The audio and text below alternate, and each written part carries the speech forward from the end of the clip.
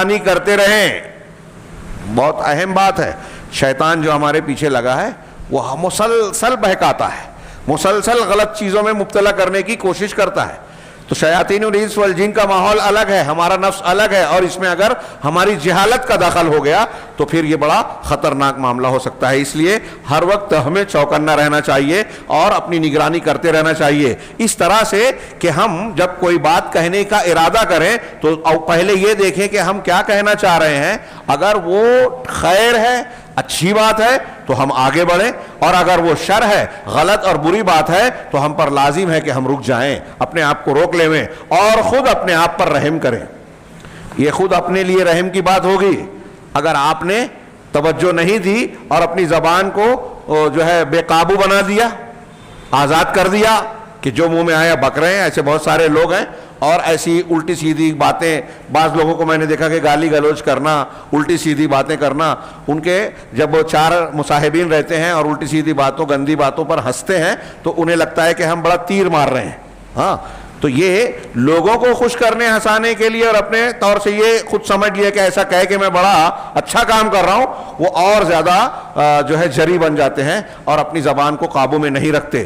یہ خود اپنے آپ پر ظلم کرتے ہیں. لہذا شیخ نے کہا کہ ہمیں اپنے نفس پر رحم کرنا چاہیے. ہاں, کہہ رہے ہیں کہ کلام, زبان جو ہے وہ مزلت اقدام, پیروں کی پھسلن ہے.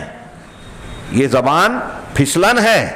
حدیثوں میں ہے کہ آدمی جو ہے وہ ہر روز جسم کے اعضاء جو ہیں وہ یہ زبان سے کہتے ہیں کہ تم جو ہے اپنے آپ کو کنٹرول میں رکھو, اگر تم صحیح رہے تو ہم سب صحیح رہیں گے, تم بگڑ گئے تو ہم سب بگڑ جائیں گے.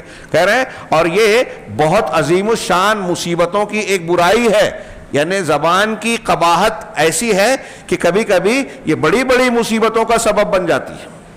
آپ نے ایک بات کہی اور بڑی مصیبت کو دعوت دے دی, دنیاوی اعتبار سے بھی اور دینی اعتبار سے بھی, آخرت کے اعتبار سے بھی. کہہ رہے ہیں کہ آنی بہی التقصیر فی مراعات ما ینطق بہی. میری مراد یہ ہے کہ انسان جو بات, زبان جو بات کہتی ہے, یا انسان اپنی زبان سے جو بات بولتا ہے, اس سلسلے میں کوتاہی برتنا.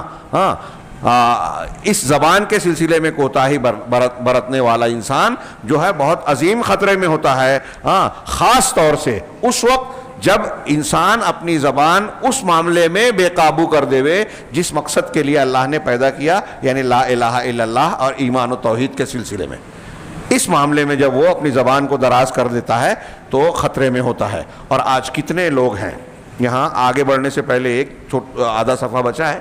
ہاں, میں ایک بات کہنا چاہتا ہوں کہ وہ سارے لوگ جو اپنے آپ کو عالم کہتے ہوں یا داعی کہتے ہوں, لیکن اگر وہ شرک اور قبر پرستی, بت پرستی, شخصیت پرستی, غیر اللہ کے لیے نظر و نیاز, غیر اللہ کو پکارنا, ان سے مدد طلب کرنا, فریاد مانگنا, ہاں, دوسروں کو اللہ کی صفات اور نام دینا کہ فلاں مخلوق اللہ کے رسول صلی اللہ علیہ وسلم عالم الغیب, یا ہمارے پیر اور بابا یا اولیاء اور صالحین میں اللہ کی خصوصیات وغیرہ وغیرہ, اس قسم کی باتیں جو جان کر, دین سمجھ کر اس کو جو بول رہا ہے, بیان کر رہا ہے, تو وہ زبان سے کفر کہہ بھی رہا ہے اور کفر کی تبلیغ بھی کر رہا ہے.